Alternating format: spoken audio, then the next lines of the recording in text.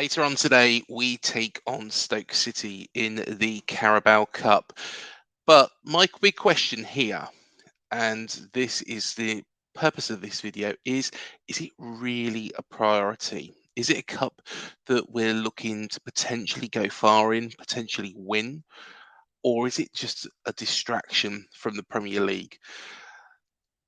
Do leave your thoughts below, because all your points are valid on this. But, here is my view. And of course, I haven't got a preview guest. Of course, there has been quite a quick turnaround from the Brighton game.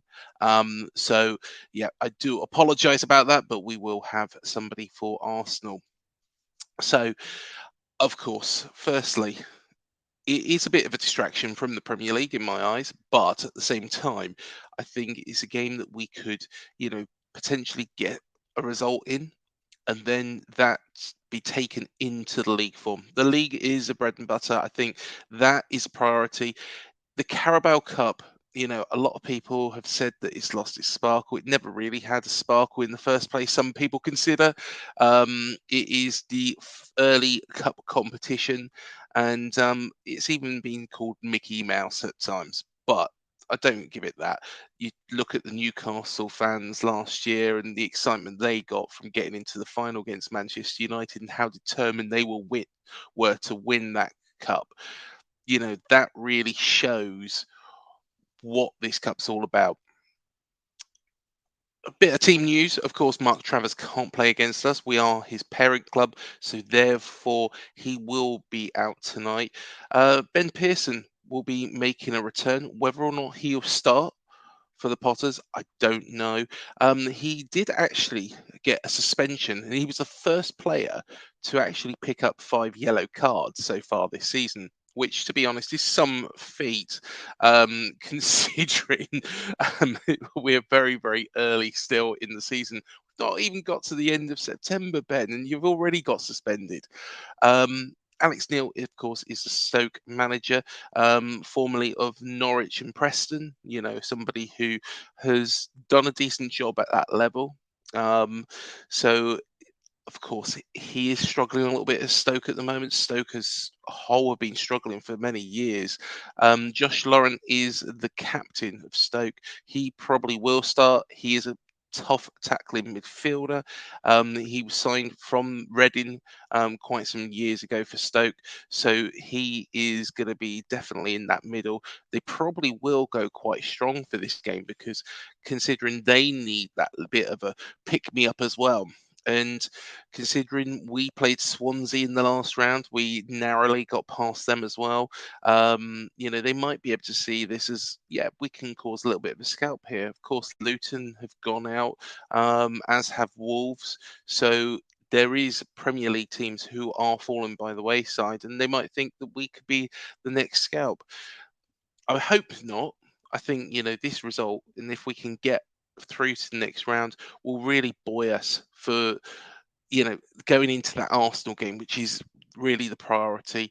The Everton one after that is the number one priority. Let's be perfectly honest. Arsenal is a bonus game. Everton isn't. Everton is a must win, as is Wolves and Burnley. So that's how I see it. How do I think we'll line up? I think we'll make quite a few changes. I think Radu will come in goal. I think he will get minutes under his belt. Tyler Adams, I think, will start tonight. It seems to be hinted that way that Tyler Adams is going to be starting for Bezio Romano. I even said that. So that is something that I think probably will happen.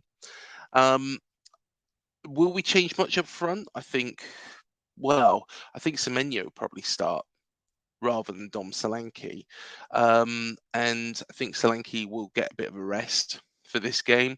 I think he'll be on the bench. I'd like to see David Brooks start. I think Brooksy has been unlucky not to start our Premier League games, and I think we need to look at utilising him.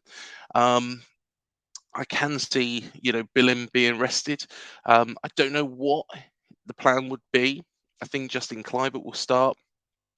So I don't know whether or not Sinistera is actually cup tied. That would be quite an interesting one to have a look into. And I think the defence will probably stay the same.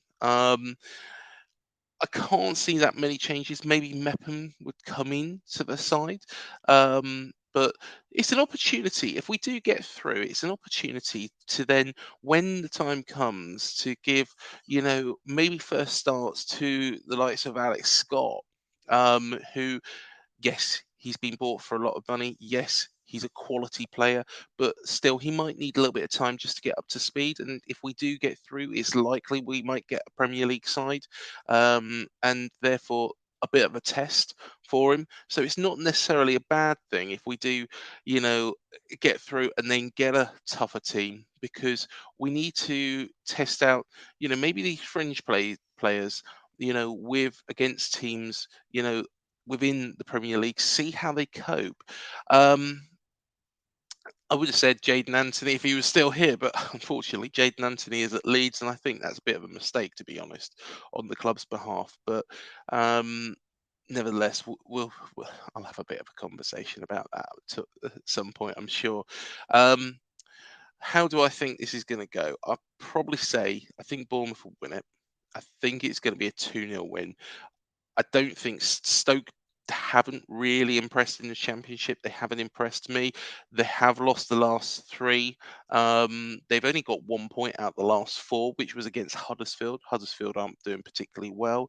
Um, of course, Warnock has now left the club, so that's really shows where they're at. They started off the season very well, though, so they did hit the ground running, but it has kind of tailed off for them. Let us know what you think. Let us know what your score prediction is. I know it's a very, very brief one, this, but it'll be interesting to see what you guys think. But until the next video, up the cherries, and we'll see you then. Thank you for joining us.